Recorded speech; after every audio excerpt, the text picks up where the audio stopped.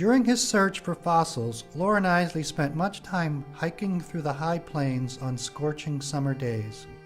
At times, his searches brought him to the banks of the North Platte River, in which he would take a dip to cool off. One time he decided to let himself drift with the flow, and years later he would craft this experience into one of his most famous essays, The Flow of the River. As it leaves the Rockies and moves downward over the high plains toward the Missouri, the Platte River is a curious stream. In the spring floods, on occasion, it can be a mile-wide, roaring torrent of destruction, gulping farms and bridges. Normally, however, it is a rambling, dispersed series of streamlets flowing erratically over great sand and gravel fans that are, in part, the remnants of a mightier Ice Age streambed. Quicksands and shifting islands haunt its waters.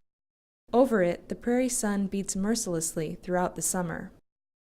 The Platte, a mile wide and an inch deep, is a refuge for any heat-weary pilgrim along its shores. This is particularly true on the high plains before its long march by the cities begins. The reason I came upon it when I did, breaking through a willow thicket and stumbling out through ankle-deep water to a dune in the shade, is of no concern to this narrative. On various purposes of science, I have ranged over a good bit of that country on foot, and I know the kinds of bones that come gurgling up through the gravel pumps, and the arrowheads of shining chalcedony that occasionally spill out of water-loosened sand. On that day, however, the sight of sky and willows and the weaving net of water murmuring a little in the shallows on its way to the Gulf stirred me, parched as I was with miles of walking, with a new idea. I was going to float. I was going to undergo a tremendous adventure. The notion came to me, I suppose, by degrees. I had shed my clothes and was floundering pleasantly in a hole among some reeds when a great desire to stretch out and go with this gently insistent water began to pluck at me. Now, to this bronzed, bold, modern generation, the struggle I waged with timidity while standing there in knee-deep water can only seem farcical.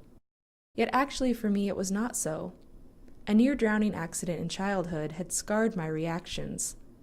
In addition to the fact that I was a non-swimmer, this inch-deep river was treacherous, with holes and quicksands. Death was not precisely infrequent along its wandering and illusory channels. Like all broad wastes of this kind, where neither water nor land quite prevails, its thickets were lonely and untraversed. A man in trouble would cry out in vain.